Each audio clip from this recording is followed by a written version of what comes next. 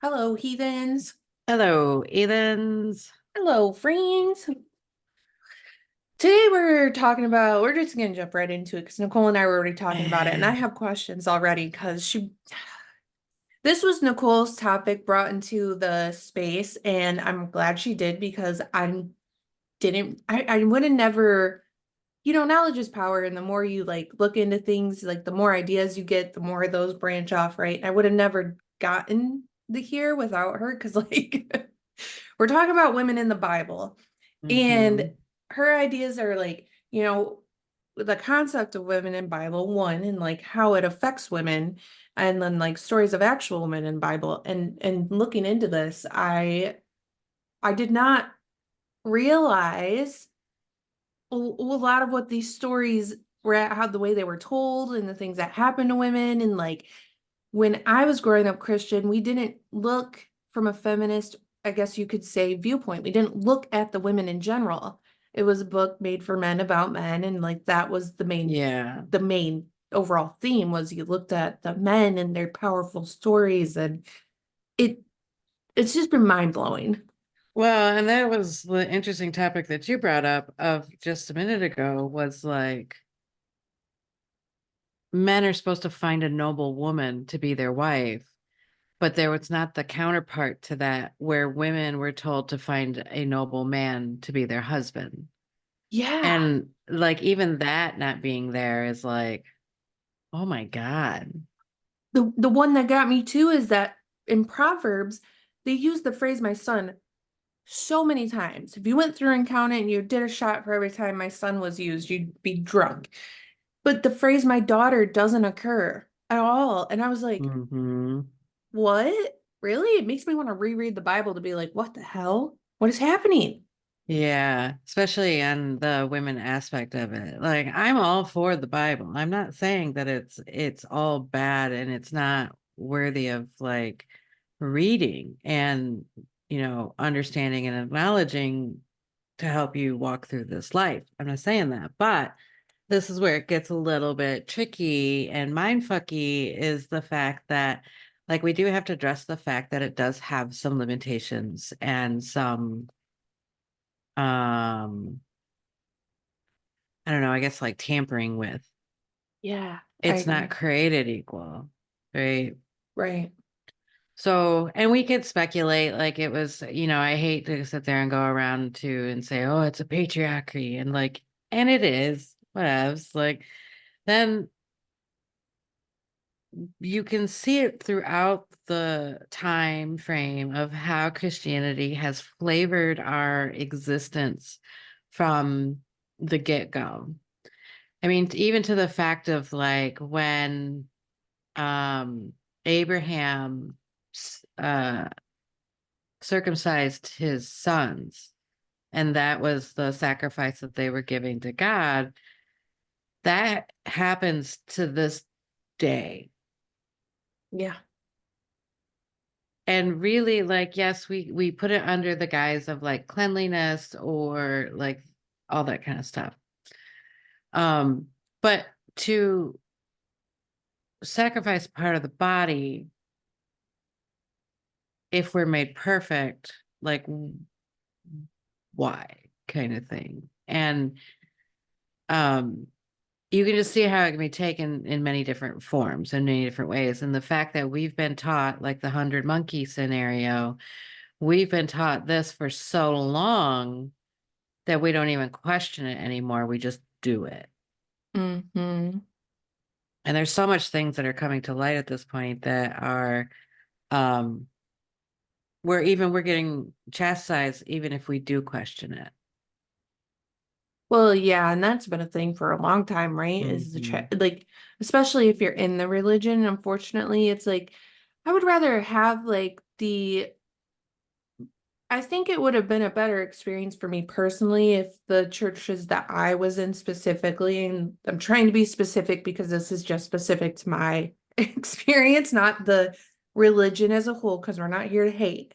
But my experience specifically, I wish that questions would have been answered with an either like, I don't know, let's look it up, let's do our research, that would have been something that would have been a way better experience than like the you don't question is a sin. Right, right. Instead of like supporting a child to, you know, think bigger thoughts or maybe see it differently through their eyes and their brain and filter and adding to the collective, we've shut it down and told them what they, I mean, this is the whole thing is like, even to that point, is we've told people how to act and how to think and how to talk all their lives, generations, in fact, to we've gotten to the point where people don't actually think. And now we've got these, you know, these children that can't function without, like, they don't have critical thinking. And I'm not saying Mm-mm. everybody's like that because I've met some brilliant people.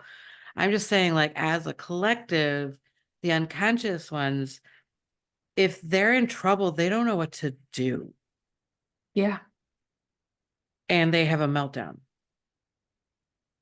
absolutely. And we don't have that critical thinking anymore. We don't have that, um, like, all right, let me figure this out and let me, you know, get myself out of this hole or this trap or whatever I'm into. Instead, we're just going around mindlessly bumping into walls and then like a Roomba. It's basically we're Roombas, is what we are. Or Alfred. Bella has a Roomba and I call him Alfred. Because like Alfred from Batman, the butler, who like cleans and takes care of the house. We're all Alfreds. Mm-hmm.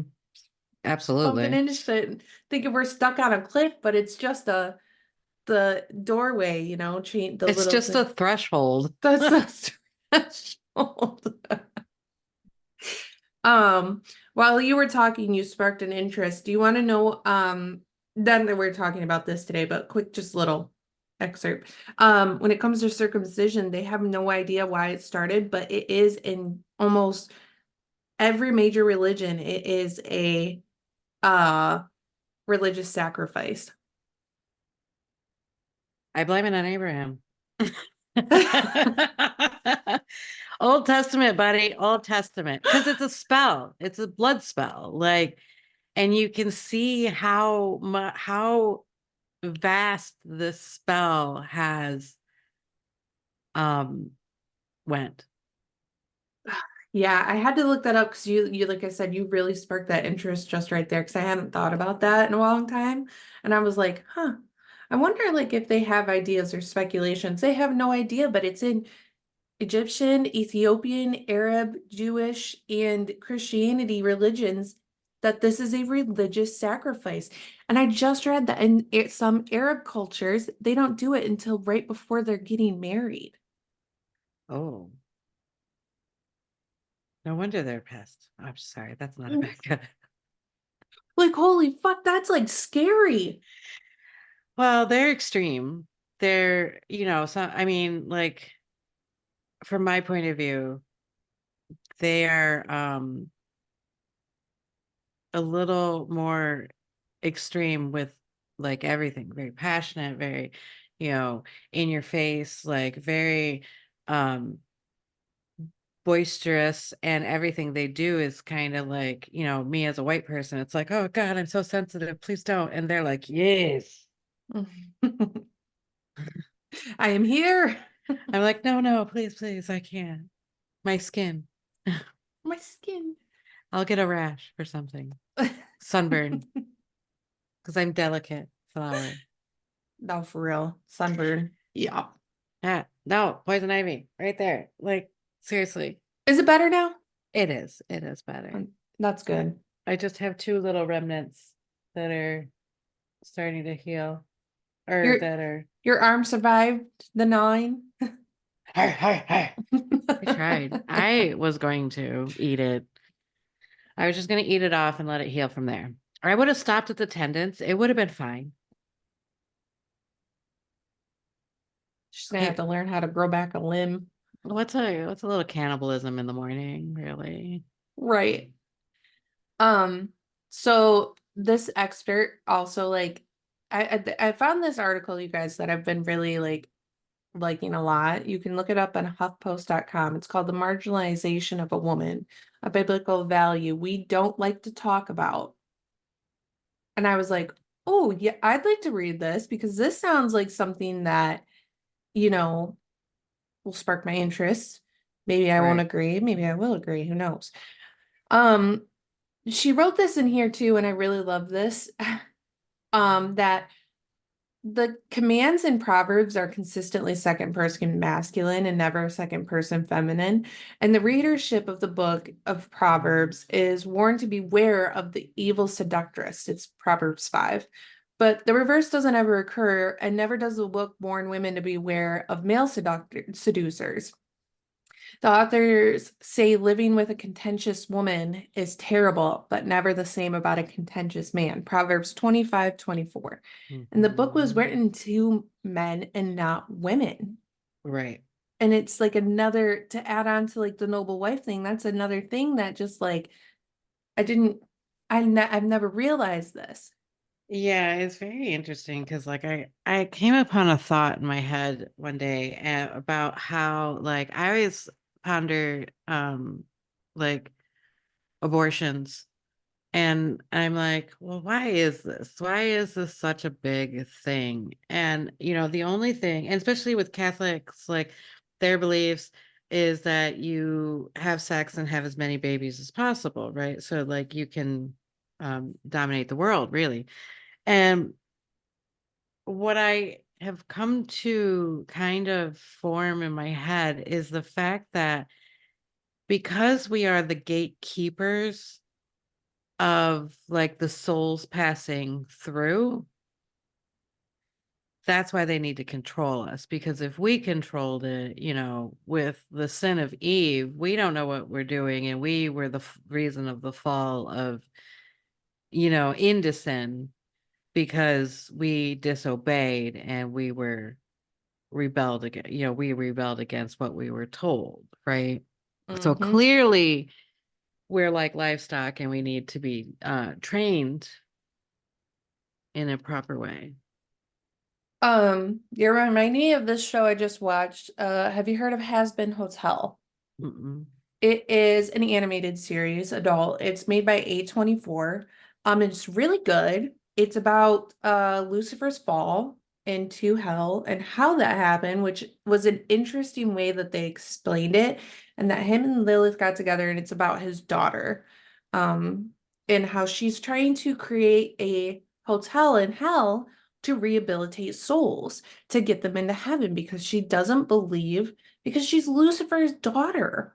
She doesn't Mhm. believe that everything is just awful. It's not all bad, it's not all good. And it's a really good show because the way that they have explained the fall of Eve, quote unquote, from being like, not what's the words that I want? Basically, the way that they describe it is Lucifer was offering her knowledge to say, like, him and Lilith came up to her and were like, here is knowledge. Like, we want you to have this so that you can stand next to Adam. And Adam got mad and threw a temper tantrum. And so Mhm. God punished Eve because he loved Adam. Mhm. It's a really good twist and play on the story. I really enjoyed it. I think you would like it a lot. Yeah, that sounds super interesting. Um, Somebody said when I was going through this rabbit hole, that um I can't remember who, basically the snake was,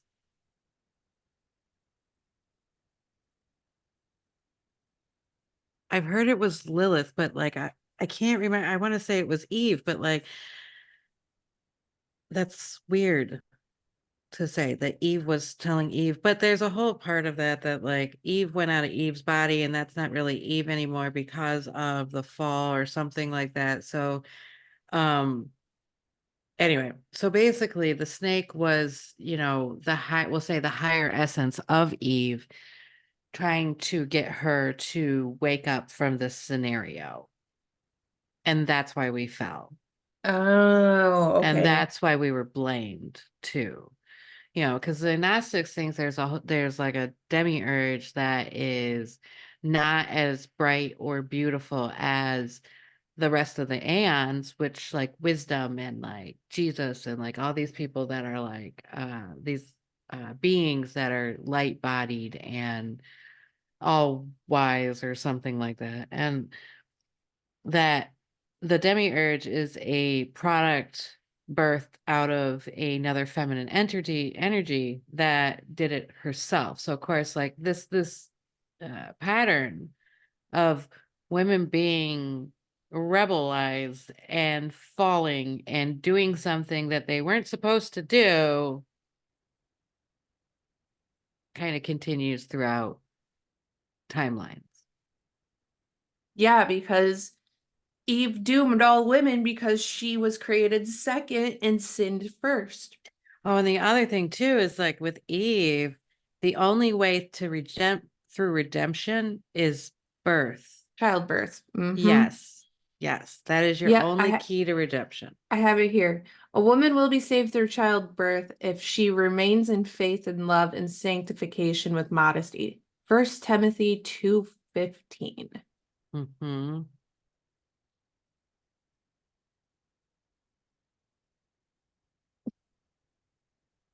Taking a minute for that one. Right? So really what they're saying is the only way for women to get into heaven is to have a baby. So this woman said, this text not so different from saying in the Gospel of Timothy or of Thomas 1:14 that says women can be saved once they become males. Once you birth a man, you're saved. Yeah. Yeah, because girls and daughters are never mentioned in the Bible in the first place. No, because you know what else we need to talk about?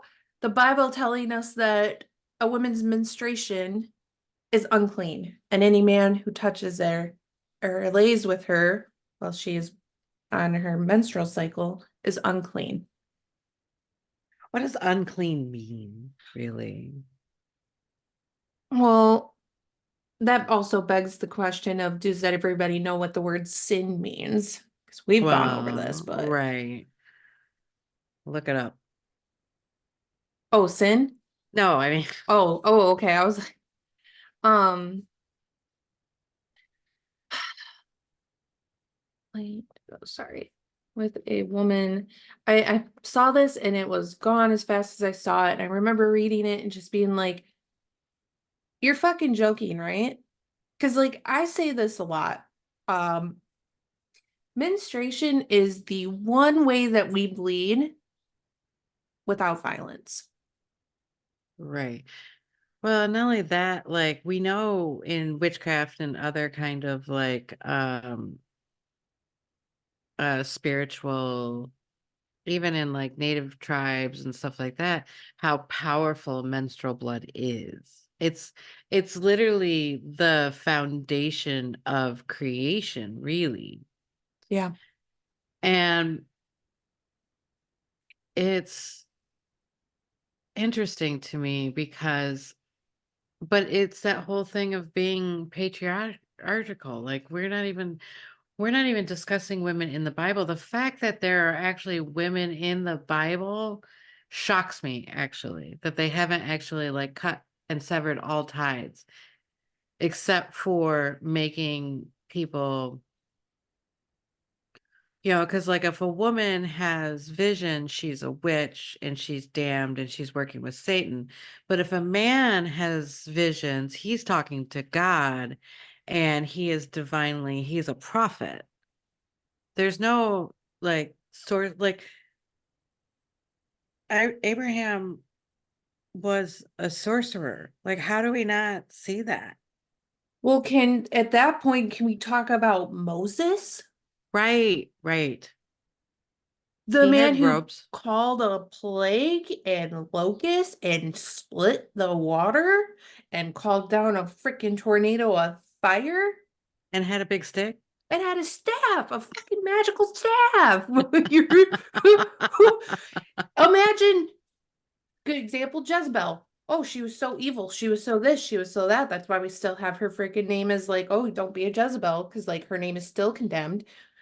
Mm-hmm. Oh, But we're not going to talk about Moses No, no, because that's fine. or the And fact. I do think men get a bad rap too, like, because also the flip side is we don't want to do what is done to us. And this is what really gets hard because, like, when you're hurt and you're in pain and you've been suffering for so long that all you want to do is take that hurt and give it to somebody else so they realize how it is, right? So, but the problem is that doesn't ever fix anything. We do that in America a lot where we take the pendulum and we go from one side, but we're like, oh, just kidding. And then we go to the other side, Mhm. right? Like when I grew up and when probably you grew up too. No, maybe I don't know. Anyway, whatever, fuck. Um, when we grew up, we have these commercials like, do you know where your kids are? Like at 10 o'clock, that they actually had to, like, when we had to go outside, we had to go outside. We had never come back until it was dark. Don't mess with your parents. Don't do anything. Just go and like blah, blah, blah. Right. Mhm.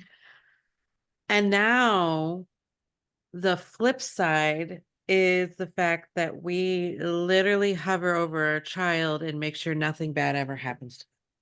Bubble. Put them in a bubble. Which is also just as detrimental as the swing to the left is the swing to the right. Like they're both detrimental to human beings. We are going to, and we've seen this happen more and more at this point. We are going to have a lot of people that are not going to be able to survive on their own. Mhm. Yeah, and when we're talking about men, the patriarchy does not help them either. Think Mm-mm. about all the men that you are close with in your life. How many of them have you ever seen cry or tell you how they truly feel, tell you when they're sad, tell you like, hey, I'm really struggling, I could use some help. We have demonized that as well because then you're not a Mm-hmm. man's man. Oh, he's not a man's man because he has feelings. Well, he's not a strong man. We always have it, like you said, there is a pendulum swing to both sides, and there has not been help on either sides. Men have been hurt just as much, whether they realize it or not. Right. And that's the thing is that, like, we've also deemed this toxic masculinity is wrong. And then we didn't tell anybody how to act from that. Like, no, this is like, okay, so obviously, like, you saying this stuff and thinking a woman is coming on to you just because she's breathing, or, you're not looking at it, you're not respecting, right? Yes. But we haven't really told men how they should be, right? Or even like women, there's no like this is what makes it super hard right now is because when you are blazing your own trail, you don't have the validation that you kind of need because we all want to be perfect. We're not supposed to fall down. And which means that I'm going to say things that are going to be stupid because I don't actually, or hurtful or whatever, just because I'm blazing my own path and I don't quite know how to act. Yeah. Yeah, there's Right. like, especially when you're the first trailblazer, right? There's no one to look up to and be like, oh, that's how they did it. That's like what I need to do. That's a good No. vision of what I want to achieve. It's hard to see the light at the end of the tunnel because you don't know what that light looks like. Right, right. Because you literally are going through it like, oh, that felt bad. I won't do that again. Oh, that felt good. Put that on the shelf. Like, you literally have to take things and be like, oh, I like this. This is good. I like this, blah, blah, blah. Okay, I like it. It makes me feel good. I can see that it's helping my life. I'm respecting my boundaries. I'm respecting my person. Where like the toxic stuff that we do to ourselves, you know, we have to go, oh, that feels bad. I shouldn't do that anymore. Right?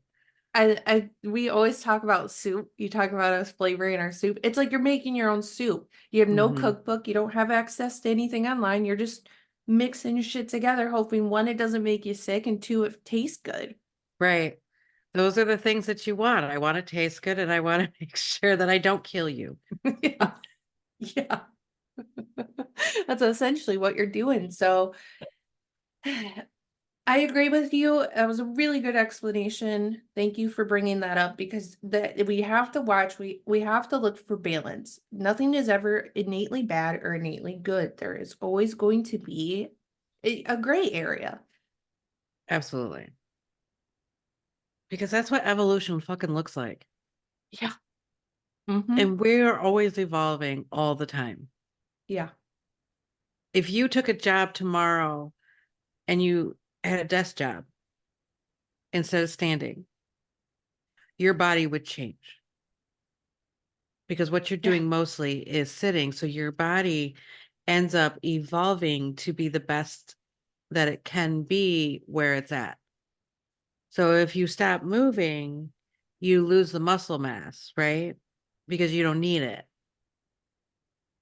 If you start moving your body and you start getting muscles, it's because you need it. Like warriors have more muscles because they need it.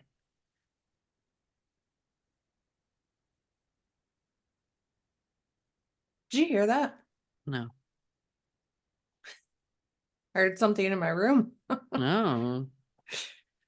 But yes, I agree. It's they're talking about that a lot now with like gamers, people that game Mm-hmm. 24/7, how like their body is changing, whether that's for good or bad, who knows? But you see it, there's Yeah. evidence of it everywhere. Well, and you wait a couple more generations and you'll see it in like it'll be birthed, Oh yeah. right? Because the DNA is changing. You get a new body every 7 years, dude. Right, right. It's always growing. It's always trying to get to whatever it's trying to get to. Yes. Because that's science and it's above my pay grade. Yeah, also like, do we know what we're talking about? Not fully, so don't quote us. Yeah. I don't know what I'm talking about. Um, okay, I have one more before we get into like characters and like their stories. I have one more like talking point about the Bible that blew my mind that I was telling you about before that just like I did not realize this was in the Bible again because I read the Bible young and so I'm gonna read what she put on here because like I had to keep this part up because like what the fuck. Um so she wrote, of course, there are even more difficult texts. By the way, i.e., next 20 minutes going to be some essay talk. So, um, it says with there's difficult texts with men said to be willing to surrender women to horrendous violence. So, for example, Genesis says the patriarch Lot was willing to force his two daughters out the door to be raped, and the book of Judges says a Levite actually did force his concubine onto the door to be gang raped, and actually she died, and he cut her corpse into 12 pieces. That is Genesis 34 and Judges 19 through 21. She goes on to say, an It's unmarried it, woman. it's interesting it's 12 pieces because that makes me think of the astrological signs. I don't have anything more than that, but like it just is weird You know what? because I'm writing that down. 12 is a very specific number. Huh. I wrote that down. I'm gonna look into that because that's actually a really good correlation there. Huh. Mm-hmm. Well, we'll see what we come up with that for that. Um, she wrote, an unmarried woman can be compelled to marry her rapist as long as the rapist could pay the standard bride price and the woman's father was comfortable with the marriage. That's in Deuteronomy 22:28 through 29, and Exodus 22:16 through 17. Oof. Let's see. Some narratives were even have wives referring to their husbands as lords, such as Sarah in Genesis 18:12. And a woman's religious vows could be nullified by her father or her husband in Numbers 33 through 15. Within the household codes of the New Testament, husbands were commanded to love their wives and to avoid treating them harshly, but women were commanded to submit to their husbands. Col Col Col Uh-huh. Colossians, something like Ye- that. Starts with a COLO, 3:18 through 19, and Ephesians 5:22 through 25. So one more thing in this was that in the custom of a marital bride price, money given by the groom's family to the bride's family reveals that marriage was, at least in some respects, a property transfer as payment has been made to acquire the bride. It's in Genesis and Exodus and First Samuel and another spot in Genesis as well. Yeah. I mean, even in like the King Arthur legend, the father had to give horses with his wife, like with his bride, like his daughter, because having the daughter wasn't enough. Ugh. Bart makes me sick. I did not I realize know. that was in, and I just the whole rapist thing just really gets me. Why do you think they don't want you to read the Bible? Yeah, Because knowledge is that's a fair power, point. right? That's a very fair. I didn't even think about that. Yikes. Yeah, that's pretty. The mistreatment. I will say that there is some redeeming qualities once Jesus comes in the Bible. I will say this just because I know this is like sounds very hate rhetoric. It's not. Jesus comes and treats women completely different than they have ever been treated. He has them in his sermons, which women were not allowed in sermons. They were not allowed to pray. They weren't allowed to go to church. He has them there They were if their husband or father went with them. They weren't allowed to do it if by themselves. in the New Testament. Yes. In the Old Testament, women were not allowed because it literally has it in, there was a part in there too. I think it was in Timothy about women are to be modest and like take care of the home while men are to be in prayer consistently and going to church. And I was like, what the hell? But the redeeming quality is Jesus. He takes care of whores. He heals women. He treats everybody, not just men, Mm-hmm. which leads us into like, Mary Magdalene and the Mother Mary. Mm-hmm. Mother Mary. The Mother Mary.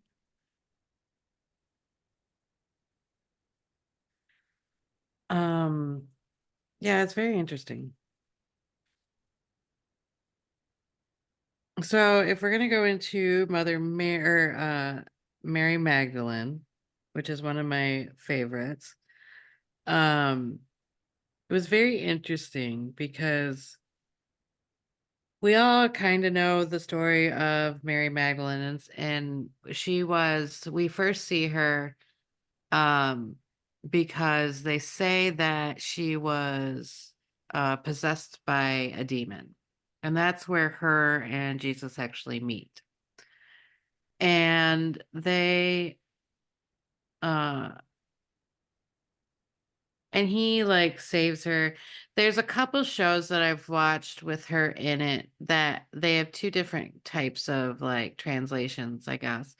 And the one was in Magdalene, which was a movie, and uh she wasn't really possessed. She was more of a rebellious kind of woman, and she wasn't a whore at this point. She was living in Magdalene. I think that's because sometimes the city, I forget where she lived. Maybe was it named Magdalene? Anyway, whatever. She was a fisher. She was like her family caught fish for a living. And she's actually the one who could um she had enough money to afford to have Jesus and his like posse, like she's the one who foot the bill, if you will. Mm, Um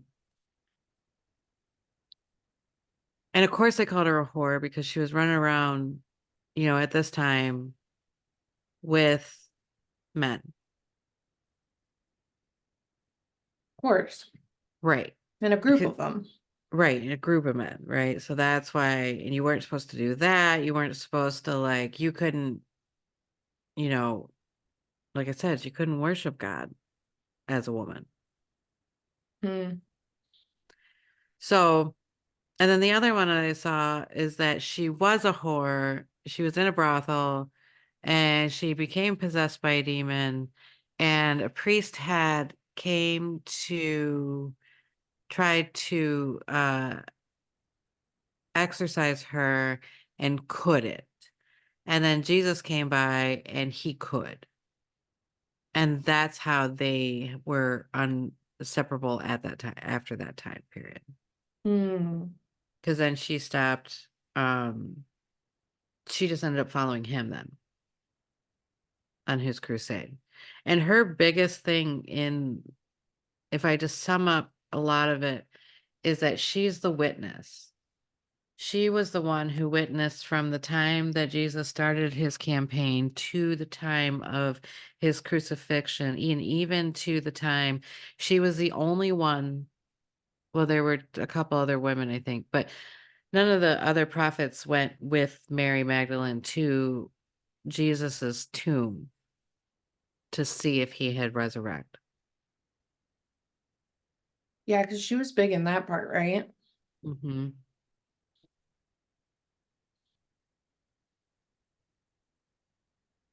And sometimes when you're trying to help a person, she's the one that's really good to like lean into, because sometimes you're not supposed to fix it. Sometimes you're just supposed to be there to witness.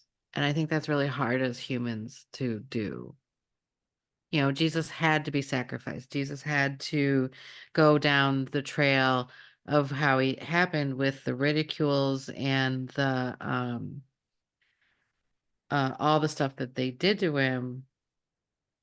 She had to witness that, along with mother, you know, with Mary, with the unconditional love of the mother. These two women had to, they had to be there, they had to witness, they had to survive. And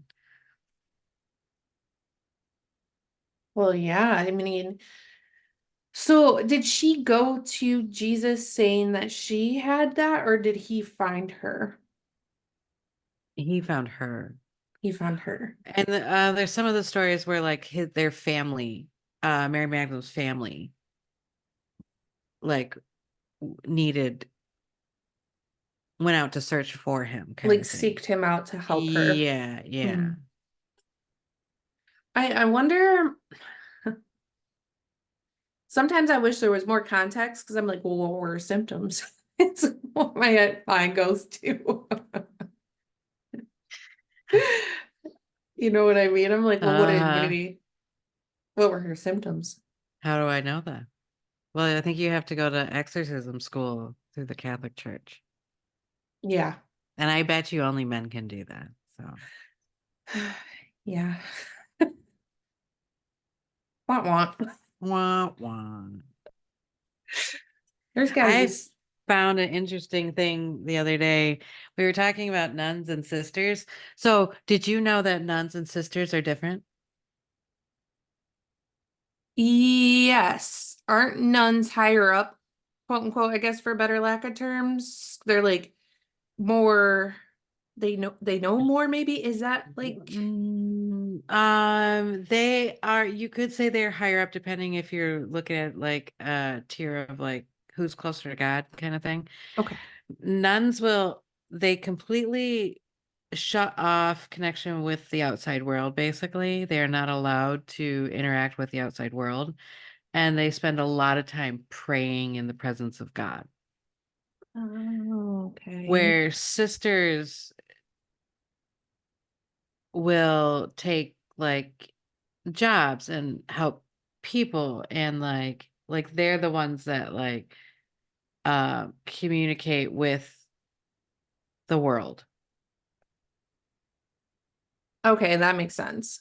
So they're not, it's not technically like a A hierarchy, yeah. hierarchy, there it is. Yeah. I was gonna say archetypal, but that's the wrong word. Hierarchical like system. It's just that they have different roles to play Yeah. essentially. Yeah. It's almost Huh. like if they were an oracle, and like nuns are an oracle because they spend all their time praying and uh communing with God. Um, what's her name? Sydney Sweeney. We just watched a one about nuns, and uh it was a very interesting horror film, not to like veer off a little bit, but they the way that they did this movie, it was really good. What's it called? Immaculate. Have you watched that? Mm-mm. Essentially, this girl comes from America to Italy. She gets into this they're called communes, right? Where the nuns and Convents. convents, thank you. And weird stuff's happening. And she ends up you get like these like scenes of like a flash that she thinks was a dream, but she ends up getting pregnant, and they treat her as if she is bringing Jesus into the world because she is a virgin. Mm-hmm. And they're treating her like the Mother Mary, and it is fascinating because when you find out what's happening, you're like, yeah, I freaking knew that wasn't like what was happening. Mm-hmm. It's also it's just a very good horror film about like that has sisters and nuns and all that in it, and a lot of weird things that are happening in that convent. It's really good. You know, I love me a good nun story. Me too. You know what's so funny? I was telling Jordan when we were watching, I was like, I don't know what it is about nuns and sisters and the whole convent, but I really like a good horror film about nuns. Yeah, it's so funny to me because like I think in one aspect, like I think they're so powerful, even though they like not really are veered that way, right? Like they're always secondary to the priest and all that kind of stuff, but like I find them way more powerful than the priests. I also do have to say there is something intriguing about living a life like that where you're not looked at as like women can be looked at. You get what I'm saying? Like there's this Uh-huh. wholesomeness and beauty in it where like they don't have the needs and wants of the world, and Right. that fascinates me, and I think there's I something beautiful in it.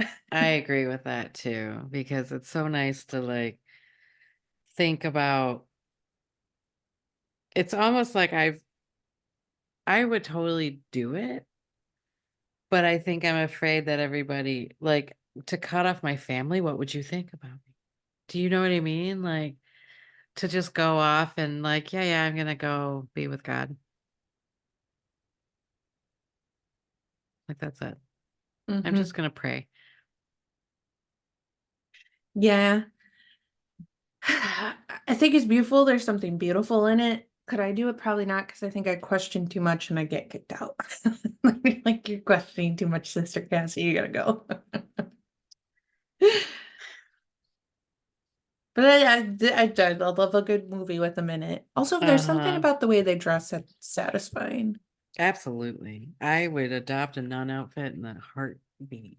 Yeah, kind of creepy, and I love it. I just want the flowing ropes. I want the I wouldn't head. have to do my hair Or your ever makeup. or my makeup because I would just Nothing. be Yeah, okay. yeah, Yeah. yeah. I Pretty like that. satisfying. Yeah. All right. Now that we're done fawning over nuns. Yeah. Yes. Okay. So did we talk about the Witch of Endor? Not yet, no. We've Oh, only okay. done Mary Magdalene. Okay. So I was very interested in the fact that the Witch of Endor is in the Bible. It's in the Old Testament, and it is. They talk about it. There was a king that was anointed by Samuel, the prophet, and his name was Saul. And basically, when he was anointed to be king, he wasn't necessarily a good king, and he ended up like in all kingdoms ended up being taken over by another group. Well, during his downfall, Samuel dies, which is his prophet, and then he doesn't have any connection to God. God also abandons him and doesn't tell him anything. And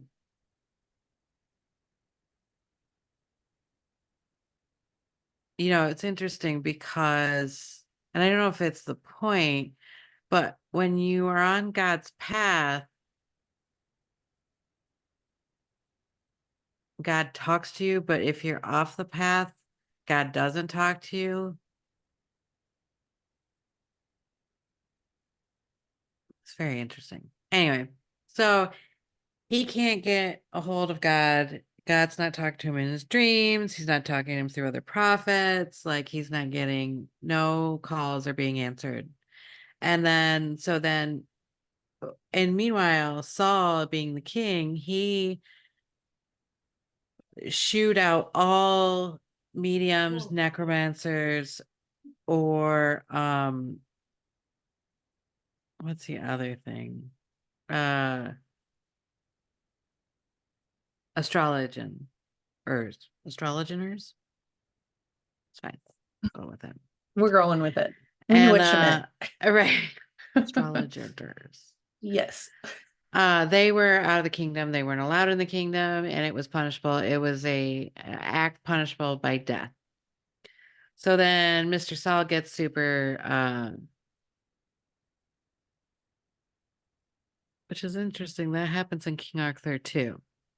Anyway, um, so then he gets super desperate. He's got a war on his doorstep. He is not he doesn't know how this is going to happen. He wants to make sure that he's going to live through this, blah, blah, blah.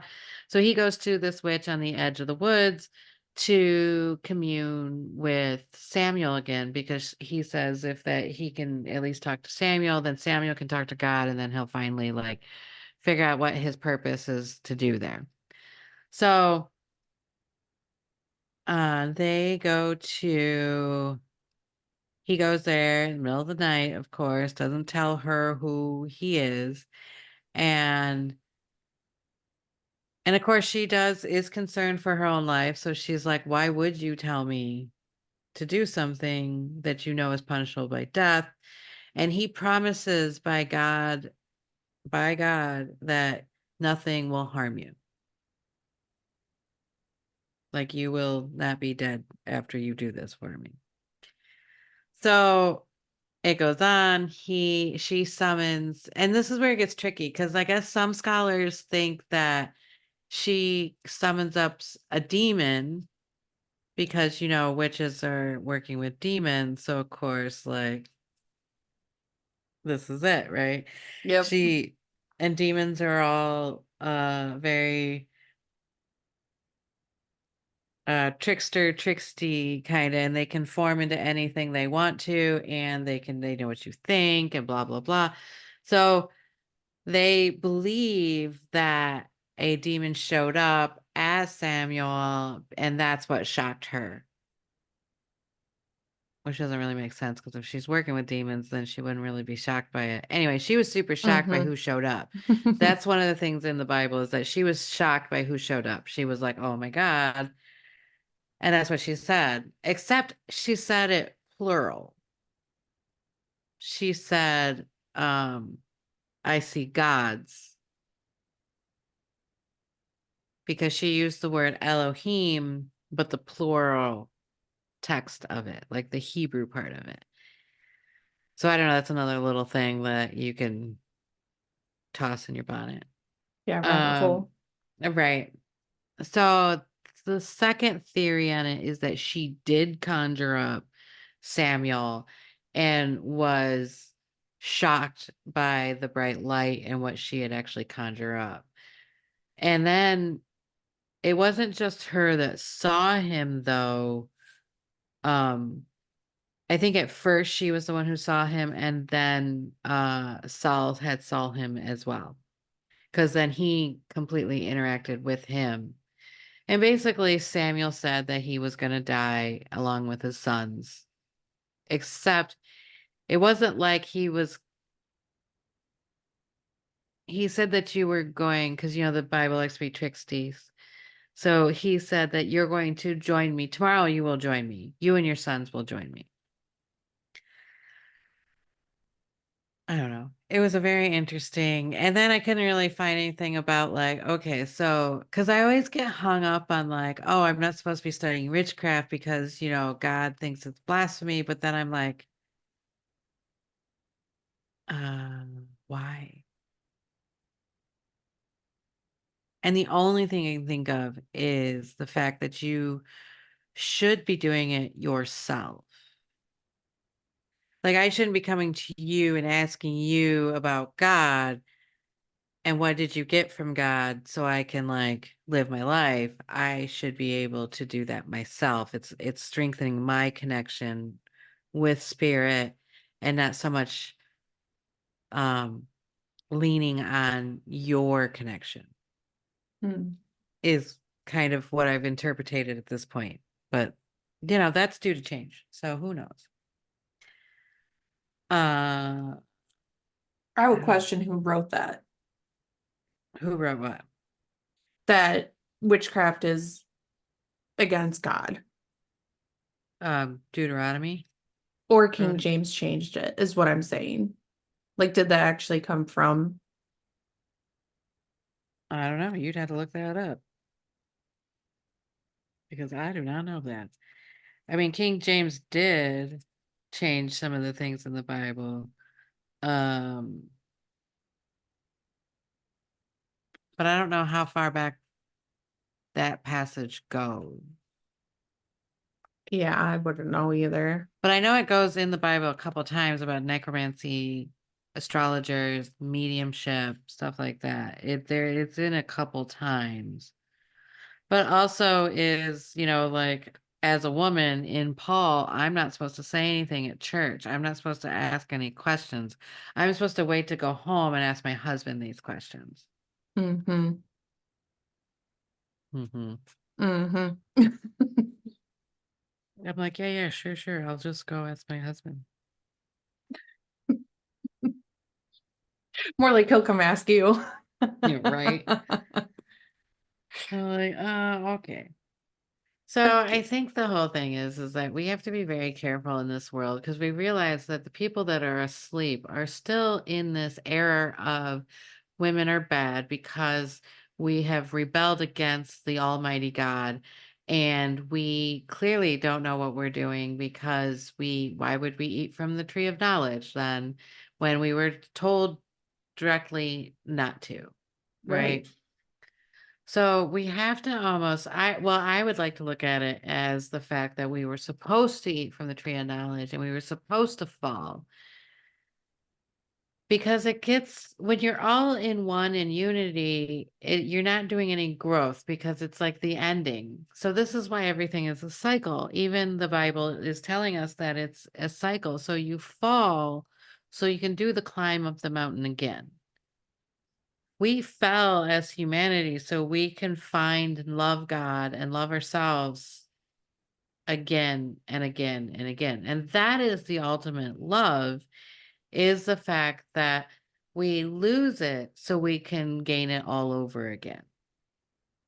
You know what I mean? Like that's Mm-hmm. basically what I feel is very much prominent in that. Um And I really think, like, as women, we really do need to look into this role of women in the Bible so we can see stuff like what you had said earlier about how um, it's okay, the instructions or the Bible is written from a man to a man. Like, I think that's a very good and interesting um, product right now.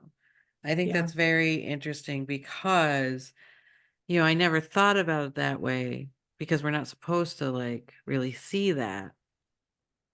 We're trying to be men. And I think this is where women get a little caught up is that we're supposed to be men. So we act like men because that's where we gain power in this world. Like the only time that we gain power in this world is if you play by the rules of the world, right? Yeah. Well, if we're as rebellious as we're made out to be, then we need to break those rules Mm-hmm. because they're not serving us. They're not doing us any good. And, furthermore, I'm fed up by playing this game. Dude, same. Like, at some point you look at the world and you're like, well, okay, so all I'm really put here for is to pay money to, pay taxes, work until I can't work anymore, until my body fails me, and then go fuck off and die somewhere. And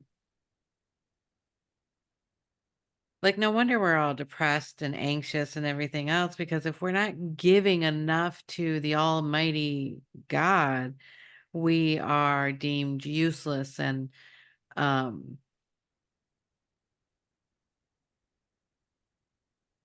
not worthy of love.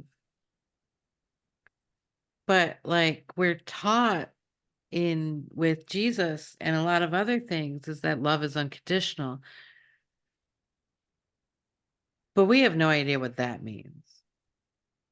I mean, we are incapable of even doing that, really.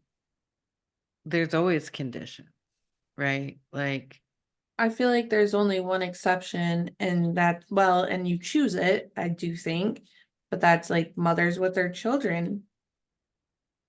I've seen unconditional love in mothers with their children. mhm. Well, I mean, I think it sparks in places. Um, because I'm sure we could say that we could see a thing about that with son or fathers and daughters or just people.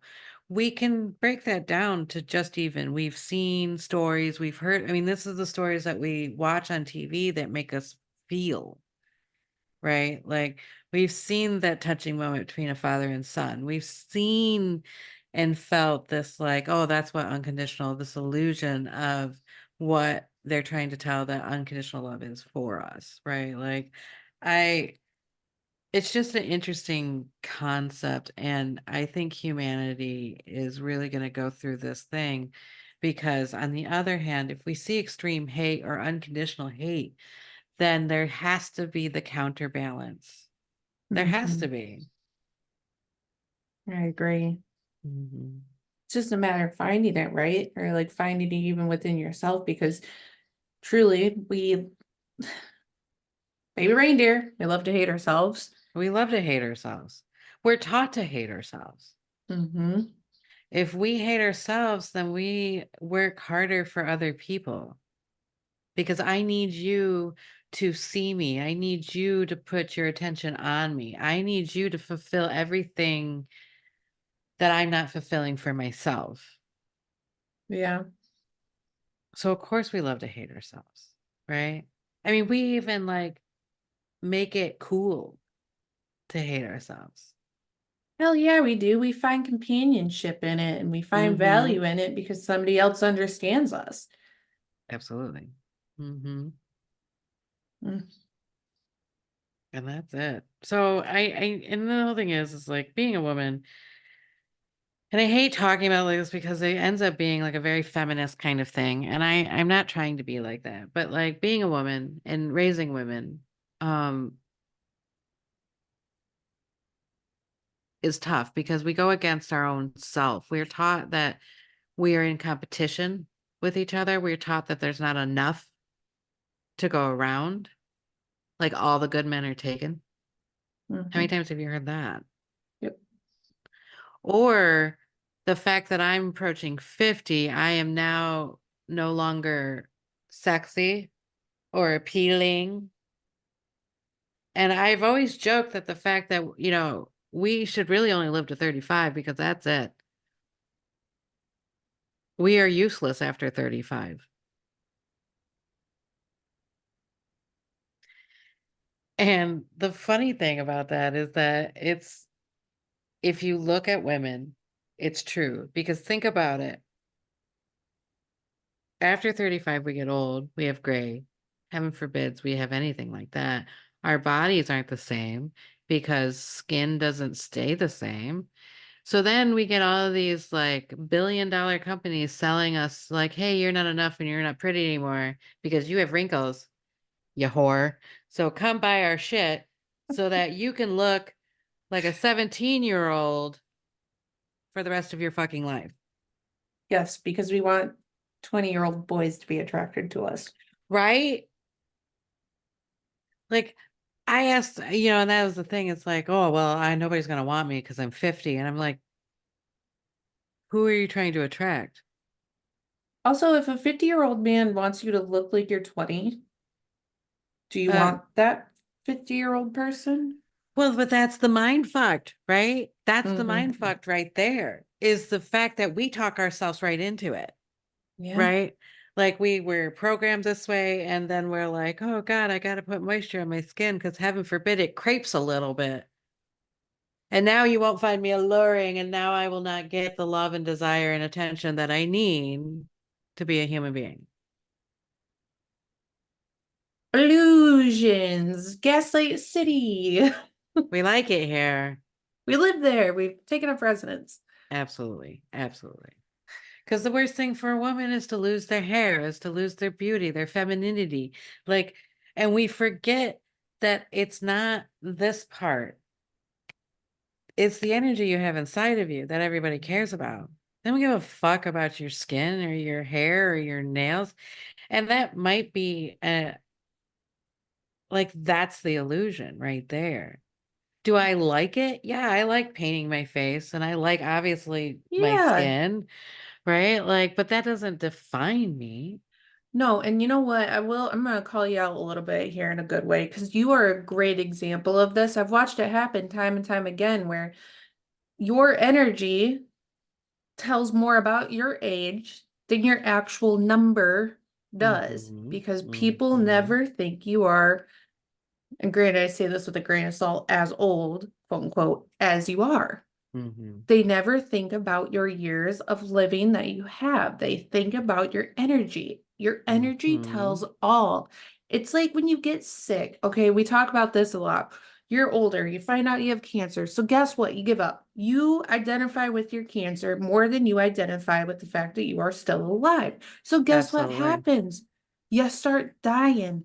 You feed the cancer. Yes, and you go into an instant decline. We see it time and time again. Mm-hmm. You Mm-hmm. identify with your sickness. It is the same thing that happens with age. You're identifying with your age as opposed to how you feel inside and who you are, because Right. I say it all the time. I understand more now getting older because I'm only 30, but I still get it where like you don't feel your age, your body ages and the years go by, but you still can feel like yourself regardless of what happens Well, physically. yeah, that's the whole thing. Is like I've always felt like I was 18, no matter what um age I was at. I remember being in my 20s, in my late 20s, in my 30s, and being like, I still feel like that girl that's 18.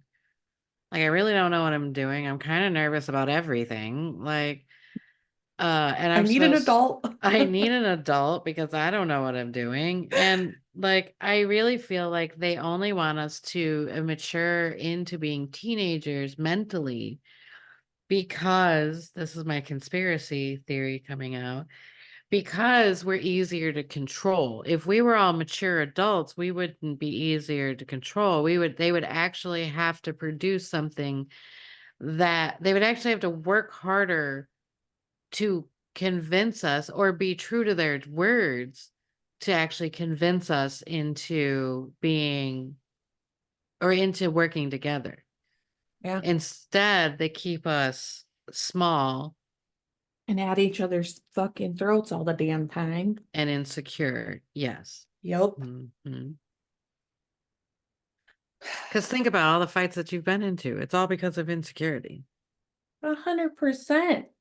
And it's a hard one to combat because when you can see it, but the person can't, it's really hard to like, it's hard to go one way or the other. It's Hmm. that's a hard little like inner, we talked about this before, our inner demons. That's a hard inner demon to fight, man, to feed it, to Hmm. give it what it needs to heal. Because sometimes, like, especially from a third party perspective, because like we can't read each other's minds and see each other's Hmm. whole entire past, it's hard to be like, what do I give this person right now? What do they need? Like, how can I support Hmm. them without taking this personally, without getting my feelings hurt and biting their fucking head off for it? Mm-hmm. Now I'm feeling insecure and I'm feeling scared, and you yelling at me about something that you feel is, I could keep going, but Right, right. it's a difficult situation to manage and to help try to cure. Absolutely. So that's it. That's all I got. Yeah, how do I how do I bring this up? That was good. That was really good. Your whole little excerpt here, your TED talk was good. It was good. I think there's only one person I'd really love to bring up too, because the other ones are good. Jezebel, well, I'll say two. Jezebel was an interesting character. And I have my own qualms about this because basically what happened is she, good word, disregarded the rights of the common people and basically tried to get them she interfered with the worship of Yahweh, which is God.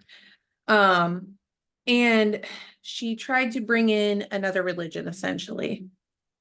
And because she was, you know, the daughter of like a priest king, she had a lot of power to do evil things. Like she'd get people stoned, she'd get people burned, she'd get all these things. She was the person who brought in another religion and tried to kill Christianity essentially. Um, What religion did she bring in? she tried to bring in, let's see, it's right here. So she tried to introduce the worship of the Tyrian god Baal Melkart. It's a Is that nature a, god. I was like, is that a demon? So I tried to look it up. Is it Baal? Yeah, that's a demon. So there is a Phoenician god too, in Tyre. There's a whole nother religion as well that this could kind of go with the Melkart part, but the Baal part doesn't make sense because that part's not in that religion. The Melkart part is, it's a Mm-hmm. Phoenician god, but the Baal part's what got me. And so there's like this whole thing too where I'm like, I don't, basically because of all her vicious acts and everything, her name's still used as like depicting an evil woman. Oh yeah, don't be a Jezebel. Yep. Yep.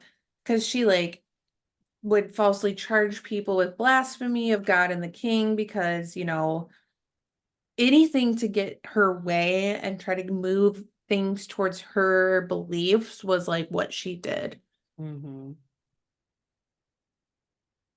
It was an interesting story to read because I never had really thought about why her name was so widely used, I guess is the words I'm looking for. Yeah, yeah.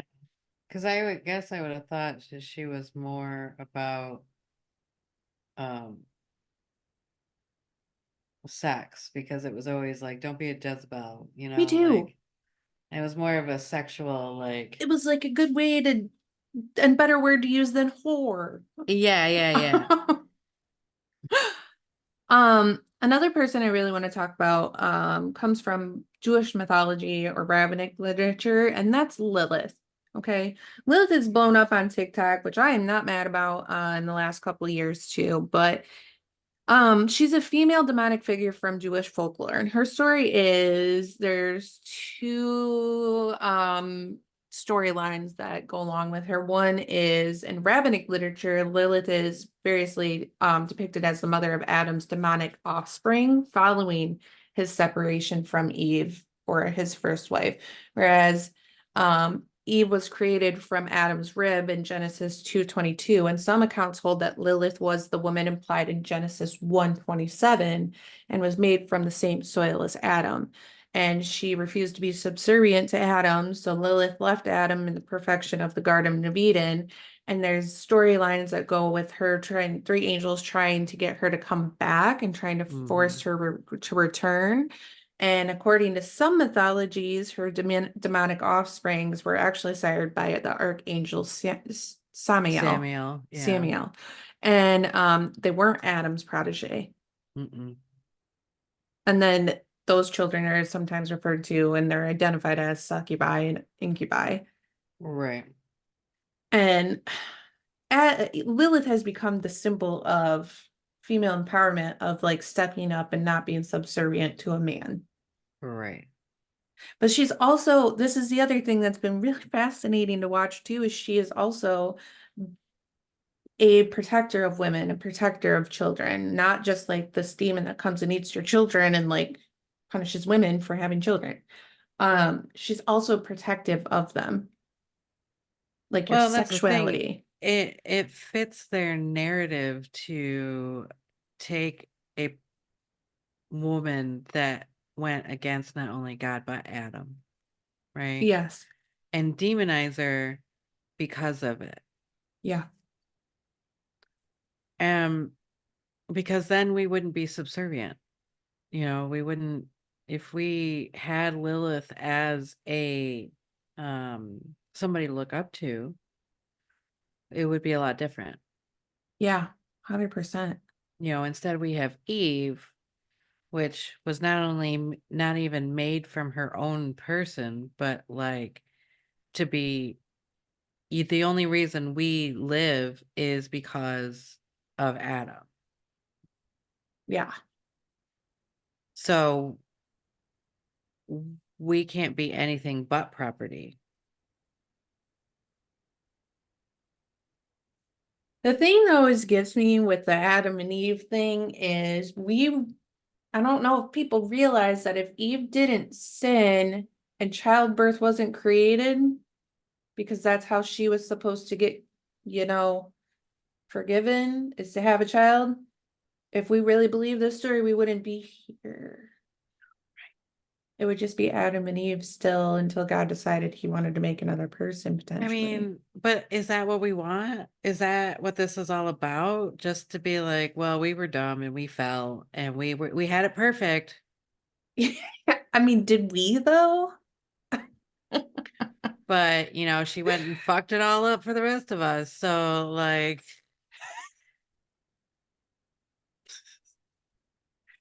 There's a lot of like, different thought processes that come in through all of this. oh, absolutely. Poor Eve. I mean, for real, and good for Lilith. Just good for Yeah, there her. was something about Lilith being the snake in the Garden of Eden Yeah. as well to, liberate Eve. Which I don't mind. We can. Yeah, I don't mind that storyline either. Mhm. No, sure don't. Yeah, there was also something about Lilith that the moment she disobeyed Adam and God, is the moment she sprouted wings and flew off. Yeah, yep. I was like, ooh, I want wings. Yep. I was like, spread of wings. Who do I gotta disobey to get those? Is there a manual? I would like, hello. Hello? Tell me which man I gotta tell him frig off so I can get some I, wings. I will do it. Yeah, for real. Yeah. Lilith has become a favorite deity of mine to work with.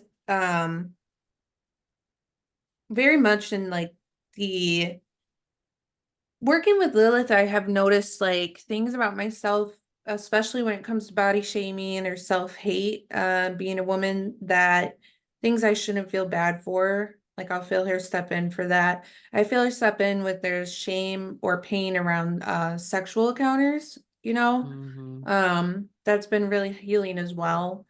Um,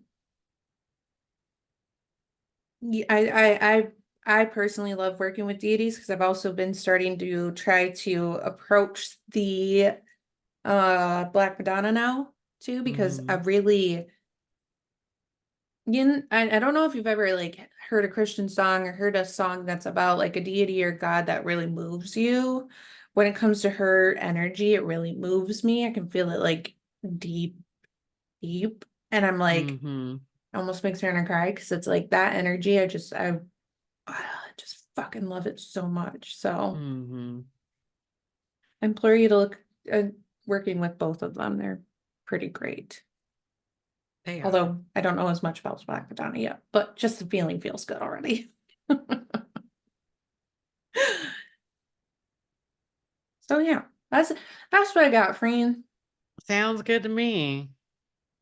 Yeah, so again, like, and I know we're gonna beat this record forever and ever and ever, but don't take what we're saying as gospel, take it as bait, like Yeah. do your research, look it up, find out what your own narrative is through it, and then, you know, if it interests you, if that's where you want to do. But I employ you to do the research on it, look it for yourself, make sure that we're not like missing something or um because I just want to spark that initial thought and action in you, not to lead you. Yes. Yes. I agree. I feel like, this is where I will add to that this is where we're at right now with our understanding and our feelings and our knowledge, and like we always say, it could change. Things can change because we don't write things in stone. And, we Hmm. could find out new information and be like, oh And my we God, we need to will. do this And we again. will. Right. Yeah. We Yeah. will. We will find new information. We will grow beyond this belief, this thought that we have now. Like Yes. that's what it is. 100%. Mm-hmm. So stay tuned for that because that's exciting. Stay tuned. Our next episode is going to be about bundles, spells, oils, etc., because our understanding and knowledge of that has definitely vastly grown within a year doing it last year. Um, Absolutely. so we'll be talking about that in the next episode. And do you have anything else for the people, my friend? Nope, that's it. Okay, cool. Well, we'll see you in the next episode, peeps. Bye.